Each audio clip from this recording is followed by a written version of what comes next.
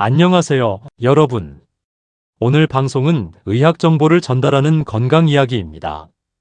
개인의 건강 상태는 반드시 주치의와 상담하시고 호흡곤란, 흉통, 다리에 급격한 붓기나 열감, 극심한 통증이 있을 땐 즉시 119에 연락하세요. 새벽 3시 비명소리. 여러분, 안녕하세요. 오늘은 누군가의 생명을 살릴 수 있는 이야기를 들려드립니다. 새벽 3시. 깊은 잠에 빠져있던 당신의 종아리가 갑자기 뒤틀립니다. 아! 잠에서 깨어 발을 움켜줍니다. 숨을 헐떡이며 종아리를 주무릅니다. 5분쯤 지나니 통증이 가라앉습니다. 에휴, 또 쥐났네. 나이 들어서 그런가. 그렇게 넘기고 다시 잠이 듭니다. 하지만 여러분, 그 다리쥐가 단순한 경련이 아니라면요. 어느 날 시작된 한쪽 다리의 쥐가 사실은 혈전의 신호였다면요. 오늘 여러분은 가족의 생명을 살릴 수도 있는 3가지 경고 신호와 당장 실천할 6가지 처치법을 알게 되실 겁니다. 라디오 앞에 편안히 앉으세요. 그리고 천천히 들어주세요. 구독과 알림 설정을 해두시면 다음 이야기도 함께 하실 수 있어요. 우리 계속 함께해요. 박정희 할머니의 이야기. 오늘 이야기는 경기도 수원에 사시는 68세 박정희 할머니의 사연입니다. 물론 가명입니다. 할머니는 밤마다 종아리에 쥐가 났습니다. 처음엔 가끔이었어요. 한 달에 한두 번. 아, 요새 시장 가서 좀 많이 걸었나. 어제 손주 안고 놀아서 그런가. 그렇게 생각했습니다. 그런데 2달 전부터 빈도가 늘기 시작했습니다. 일주일에 2~3번. 그리고 이상한 점이 하나 있었습니다. 유독 오른쪽 종아리만 쥐가 났다는 거예요. 왼쪽은 멀쩡한데 오른쪽만 자꾸 뒤틀렸습니다. 에이, 오른발을 더 많이 써서 그런가 보다. 할머니는 그렇게 넘겼습니다. 그러던 어느 날 아침이었습니다. 양말을 신으려고 발을 보는데 오른쪽 발목이 부어 있었습니다. 이게 뭐지? 손으로 눌러봤습니다. 왼쪽 발목과 비교해보니 확실히 통통했습니다. 어제 짠 거 먹어서 그런가. 그날 하루는 그냥 지나갔습니다. 그런데 저녁이 되어도 붓기가 빠지지 않았습니다. 거실을 걷는데 오른쪽 종아리가 묵직했습니다. 쥐가 난 것처럼 뻐근하고 이상하게 뜨거운 느낌도 들었습니다. 손으로 만져봤습니다. 왼쪽 종아리보다 확실히 따뜻했습니다. 이상한데. 그때 며느리가 눈치를 챘습니다. 어머님, 다리 왜 그래요? 한쪽만 퉁퉁 부었는데요. 아, 그냥 쥐가 나서 그래. 아니에요. 이거 이상한데요. 만져보니까 뜨겁기까지 하잖아요. 괜찮아, 내일이면 나을 거야. 어머님, 병원 가보셔야 할 것 같아요. 이상해요. 할머니는 며느리의 성화에 못 이겨 다음 날 병원에 갔습니다. 응급실이었습니다. 의사가 다리를 보더니 바로 초음파 검사를 했습니다. 결과가 나왔습니다. 어머님, 심부정맥 혈전증입니다. 네? 그게 뭔데요? 다리 깊은 정맥의 혈전, 그러니까 피떡이 생긴 겁니다. 지금 당장 치료 시작해야 합니다. 의사가 말했습니다. 만약 하루 이틀 더 늦었으면 큰일 날 뻔했어요. 그 혈전이 떨어져 나가서 폐로 가면 폐색전증이라는 병이 됩니다. 그럼 호흡 곤란이 오고 생명이 위험해질 수 있어요. 할머니는 그제야 무서워졌습니다. 그냥 쥐가 나는 거라고 생각했는데. 네, 많은 분들이 그렇게 생각하세요. 하지만 한쪽 다리만 붓고 뜨겁고 쥐가 나듯 아프면 반드시 병원에 오셔야 합니다. 다행히 적시에 치료를 시작해서 할머니는 큰 고비를 넘겼습니다. 항응고제 치료를 받고 지금은 건강하게 지내십니다. 할머니는 이렇게 말씀하셨습니다. 저를 살린 건 며느리였어요. 며느리가 이상하다고 우겨서 병원에 갔거든요. 만약 혼자 사는 노인이었으면 어땠을까요? 아무도 모르고 그냥 넘어갔을 거예요. 여러분, 오늘 이 방송을 듣고 계신 당신이 누군가의 며느리가 될 수 있습니다. 누군가의 아들이 될 수 있습니다. 누군가의 생명을 살리는 사람이 될 수 있습니다. 다리쥐, 대부분은 괜찮지만. 자, 그럼 이제 조금 더 자세히 알아볼까요?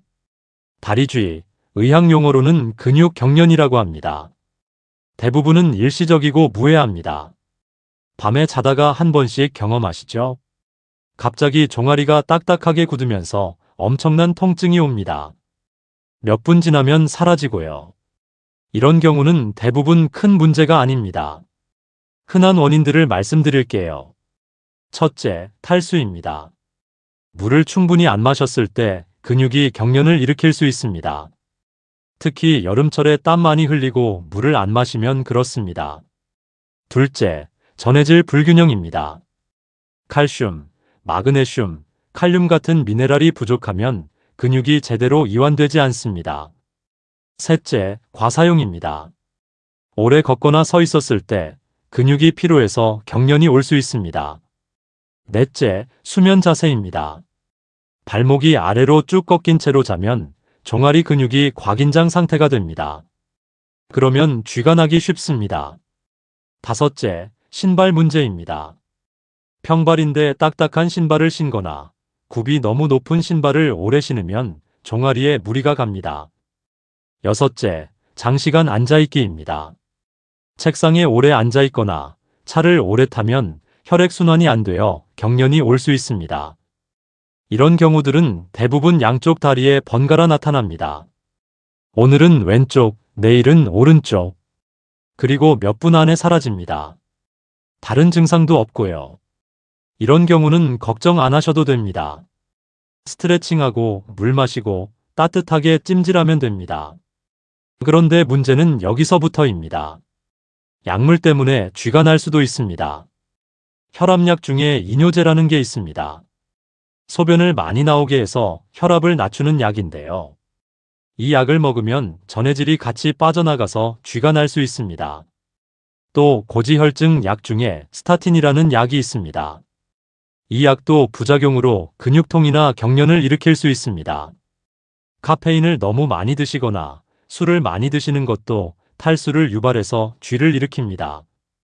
최근에 새 약을 시작하고 나서 쥐가 자주 난다면 처방하신 의사 선생님께 말씀드리세요. 절대 임의로 약을 끊으면 안 됩니다. 위험한 신호들 놓치면 안 되는 것들. 자, 이제부터가 정말 중요합니다. 다리쥐가 단순한 경련이 아니라 심각한 질환의 신호일 때가 있습니다. 귀 기울여 들어주세요. 첫 번째, 심부정맥혈전증. 아까 박할머니 사연에서 나온 바로 그 병입니다. 다리 깊은 곳에 있는 정맥에 혈전이 생기는 겁니다. 증상은 이렇습니다. 한쪽 다리만 붓습니다. 양쪽이 아니라 한쪽만요. 그 다리가 뜨겁습니다.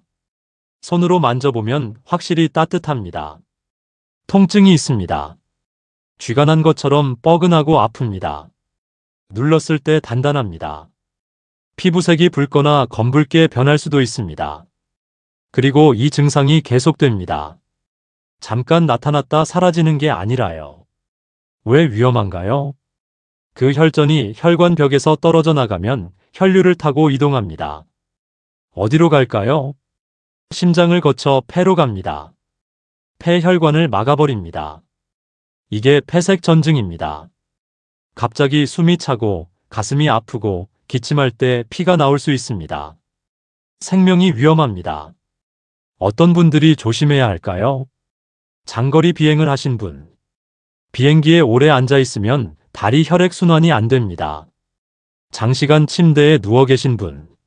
수술받고 회복 중이거나 골절로 깁스한 분. 암 치료 중이신 분.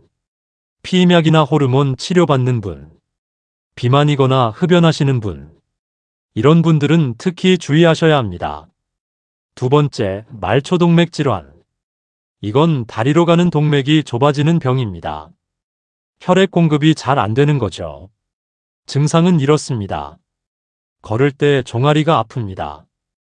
의학 용어로 간헐적 파행이라고 합니다. 걸으면 아프고 쉬면 괜찮아집니다. 마치 쥐가 난 것처럼 아파요.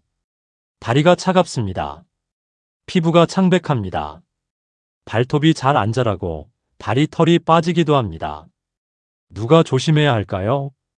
당뇨병 있으신 분, 고혈압, 고지혈증 있으신 분, 흡연하시는 분, 60세 이상 어르신. 이런 분들은 정기적으로 혈관 검사를 받으시는 게 좋습니다. 세 번째, 신경 문제. 허리 디스크나 척추 협착증이 있으면 다리 신경이 눌립니다. 그러면 다리에 쥐가 날 수 있습니다. 이때는 저림이나 화끈거림이 같이 옵니다. 감각이 둔해지기도 하고요. 자세에 따라 증상이 달라집니다. 앉아 있을 때는 괜찮은데 서면 아프다든지. 당뇨병이 오래되신 분은 당뇨병성 신경병증이 생길 수 있습니다. 이때는 양쪽 발이 다 저리고 화끈거립니다. 네 번째, 내분비나 대사 질환. 갑상선 기능이 떨어지면 근육이 잘 굳습니다. 당뇨병은 전해질 균형을 깨뜨려서 쥐를 유발합니다. 신장 질환이 있으면 전해질 조절이 안 됩니다. 간 질환도 대사 문제를 일으킵니다. 여기서 핵심을 말씀드릴게요. 대칭적이고 일시적인 경련은 비교적 안전합니다. 양쪽 다리에 번갈아 나타나고 몇 분 만에 사라지고 다른 증상이 없으면요. 하지만 한쪽만 새로 시작됐고 동반 증상이 있으면 점검이 필요합니다. 붓기, 열감, 저림, 감각 이상 같은 거요. 지금 체크해 보세요. 자, 이제 앞에서 스스로 체크해 볼 시간입니다. 메모할 준비 되셨나요? 다음 질문들의 예라고 답하는 게 몇 개나 되는지 세어보세요. 하나. 한쪽 다리에만 쥐가 자주 납니까? 둘. 다리가 붓거나 따뜻하고 눌렀을 때 단단합니까? 셋. 쥐와 함께 저림, 감각 둔화, 피부색 변화가 있습니까? 넷. 쉬는데도 계속 아프거나 밤에 자주 깹니까? 다섯. 최근에 장거리 비행을 했거나 오래 침대에 누워 있었습니까? 여섯. 최근에 수술, 골절, 암 치료를 받고 계십니까? 일곱. 이뇨제나 스타틴 같은 새 약을 최근에 시작했습니까? 여덟. 걸을 때 종아리가 아프고 쉬면 괜찮아집니까? 몇 개나 해당되셨나요? 2개 이상이면 가급적 빠른 시일 내에 병원에 가보세요. 3개에서 4개 이상이면 오늘 안에 병원에 연락하시는 게 좋습니다. 이제 신호등처럼 초록, 노랑, 빨강 3단계로 나눠드릴게요. 초록 신호입니다. 운동 후에 양쪽 다리에 번갈아 생기는 짧은 경련. 탈수나 과사용이 분명하고 붓기나 열감이 없습니다. 몇 분 안에 사라집니다. 이런 경우는 스트레칭하고 물 마시고 따뜻하게 찜질하시면 됩니다. 집에서 관리 가능합니다. 노랑 신호입니다. 한쪽 위주로 반복됩니다. 밤마다 깨서 잠을 제대로 못 잡니다. 새 약 시작 후 경련이 늘었습니다. 당뇨, 신장 질환, 갑상선 질환이 있습니다. 경련의 빈도나 강도가 증가하고 있습니다. 이런 경우는 1에서 3일 내에 내과나 신경과 예약을 잡으세요. 빨강 신호입니다. 한쪽 다리가 급격하게 붓고 뜨겁고 심하게 아픕니다. 숨이 찹니다. 갑자기 가슴이 아프거나 기침할 때 피가 나옵니다. 다리가 창백하거나 파랗게 변합니다. 감각이 떨어지거나 마비됩니다. 극심한 통증으로 걷기가 불가능합니다. 이런 경우는 즉시 119에 전화하거나 응급실로 가셔야 합니다. 1분 1초가 생명입니다. 조금 지켜보자는 생각이 생명을 위협할 수 있습니다. 쥐가 났을 때 6가지 처치법. 자, 이제 실전입니다. 지금 당장 쥐가 났을 때 어떻게 하는지 알려드릴게요. 단, 위험 신호가 있으면 이 과정 건너뛰고 바로 병원 가셔야 합니다. 붓기, 열감, 심한 통증 있으면요. 첫 번째, 멈추고 호흡하세요. 당황하지 마세요. 움직임을 멈추고 깊게 숨을 쉽니다. 코로 4초 들이마시고 입으로 6초 내쉽니다. 과호흡하거나 갑자기 힘주면 경련이 더 심해집니다. 진정하세요. 두 번째, 발끝을 당기세요. 앉거나 누워서 아픈 쪽 발끝을 몸쪽으로 천천히 당깁니다. 수건이나 밴드를 발바닥에 걸쳐서 당기면 더 쉽습니다. 20초에서 30초 유지하고 2에서 3회 반복합니다. 통증이 너무 심하면 강하게 밀지 마세요. 이건 종아리 근육을 늘려주는 스트레칭입니다. 세 번째, 허벅지와 발바닥도 스트레칭 하세요. 벽을 짚고 서서 아픈 쪽 다리를 뒤로 빼고 무릎을 펴서 30초 유지합니다. 앞다리는 무릎을 굽히고요. 발바닥은 테니스공을 바닥에 놓고 가볍게 굴려주면 근막이 이완됩니다. 주의하실 점, 붓기나 열감, 극심한 압통이 있으면 마사지나 강한 압박은 절대 금지입니다. 네 번째, 윗입술을 자극해 보세요. 이건 선택 사항입니다. 윗입술과 인중 부위를 10초에서 15초 가볍게 꼬집거나 누릅니다. 감각을 분산시켜서 통증 인지를 전환하는 방법입니다. 의학적 근거는 제한적이지만 일부 분들께 도움이 될 수 있습니다. 피부 손상되거나 멍들지 않도록 약하게 하세요. 다섯 번째, 온찜질이나 족욕을 하세요. 미지근한 물 38도에서 40도 정도로 10분에서 15분 족욕합니다. 근육이 이완됩니다. 주의하실 점이 있습니다. 당뇨병으로 감각이 둔한 분은 화상 주의하세요. 온도를 꼭 확인하고요. 급성 붓기나 열감, 심한 통증이 있으면 족욕하지 마시고 바로 병원 가세요. 여섯 번째, 수분과 수면 자세를 교정하세요. 물 한 컵과 전해질이 있는 음료를 조금 마십니다. 단, 신장 질환이나 신부전이 있으신 분은 수분 섭취를 주치의와 상의하세요. 잘 때는 발목이 바닥 쪽으로 쭉 꺾이는 자세를 피하세요. 무릎 아래에 얇은 베개를 놓아서 종아리 긴장을 풀어주세요. 이불 무게가 발등을 누르지 않게 가벼운 이불을 쓰세요. 절대 하지 말아야 할 것들도 말씀드릴게요. 강하게 주무르지 마세요. 혈전이 있는데 주무르면 떨어져 나갈 수 있습니다. 급격하게 스트레칭하지 마세요. 과도하게 뜨거운 찜질 금지입니다. 45도 이상은 위험합니다. 붓기나 열감이 있는데 마사지하면 절대 안 됩니다. 예방이 최선입니다. 이제 예방법을 말씀드릴게요. 매일 아침, 저녁 3분에서 5분만 투자하세요. 아침 3분 루틴입니다. 침대에서 일어나기 전에 할 수 있습니다. 종아리 스트레칭 30초씩 2회. 햄스트링 스트레칭 30초씩 2회. 발목 펌프 운동. 발끝을 몸쪽, 바깥쪽 번갈아 20번. 그리고 일어나서 물 한 컵 마시세요. 저녁 5분 루틴입니다. 거실을 가볍게 5분에서 10분 걷거나 종아리 펌핑을 30번 하세요. 따뜻한 족욕 10분. 단, 감각 저하나 붓기 있으면 제외하세요. 잠들기 전 발목을 중립으로 유지하세요. 이불 리프터나 가벼운 담요 쓰시고요. 신발과 자세도 중요합니다. 발에 맞는 쿠션 있는 신발 신으세요. 오래 서 있는 일 하시면 1에서 2cm 낮은 굽이 좋습니다. 장시간 앉아 계시면 30분에서 60분마다 일어나서 기지개 펴고 발목 펌프하세요. 영양도 챙기세요. 마그네슘, 칼륨, 칼슘, 비타민 D가 풍부한 음식 드세요. 시금치, 케일, 아몬드, 호두, 바나나, 우유, 요구르트, 콩, 두부. 이런 음식들이 좋습니다. 단, 만성신장 질환 있으신 분은 칼륨 섭취를 주치의와 상의하세요. 약물도 점검하세요. 최근에 시작하거나 용량 늘린 약 때문에 경련이 늘었다면 처방하신 의사 선생님께 말씀드리세요. 절대 임의로 약을 끊으면 안 됩니다. 기저질환 관리도 중요합니다. 당뇨 있으시면 혈당 조절 잘하시고요.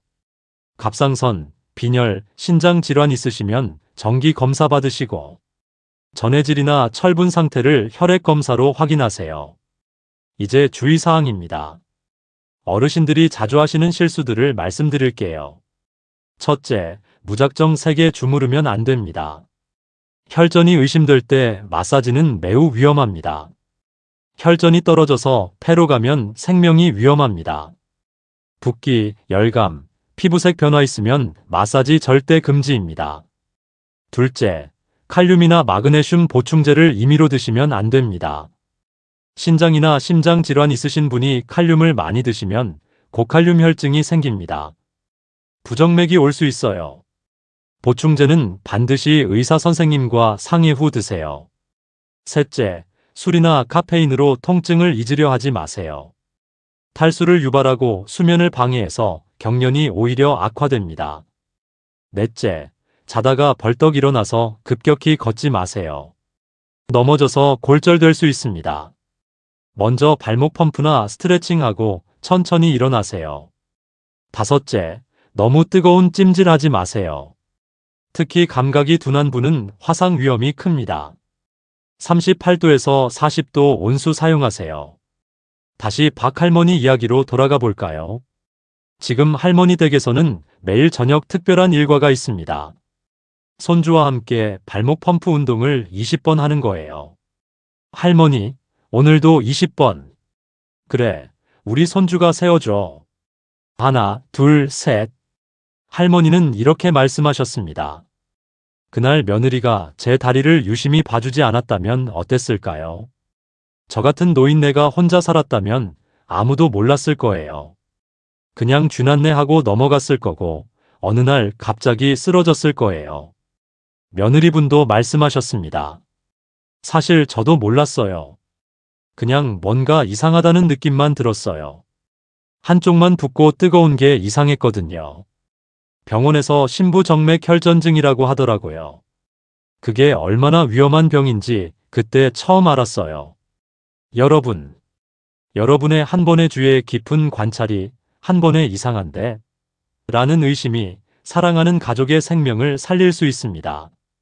다리쥐가 보내는 작은 신호, 오늘부터는 놓치지 마세요. 오늘 당신이 할 일. 오늘 방송이 끝나고 나서 당신이 할 일이 있습니다. 첫째, 부모님께 전화하세요. 엄마, 아빠, 요새 다리에 쥐 나진 않으세요? 한쪽 다리만 붓거나 뜨겁진 않으세요? 물어보세요. 둘째, 당신 자신도 체크하세요. 50대, 60대라면 결코 남의 일이 아닙니다. 아까 말씀드린 체크리스트 다시 해보세요. 셋째, 가족과 함께 예방 루틴을 시작하세요. 아침 3분, 저녁 5분. 함께 스트레칭하고 발목 펌프하세요. 넷째, 이 방송을 주변에 공유하세요. 특히 70대 이상 어르신, 당뇨나 고혈압 있으신 분들께요. 한 사람의 생명을 살릴 수 있습니다. 정리해 드릴게요. 즉시 119 불러야 할 상황. 한쪽 다리 급격한 붓기, 열감, 심한 통증, 호흡곤란, 흉통.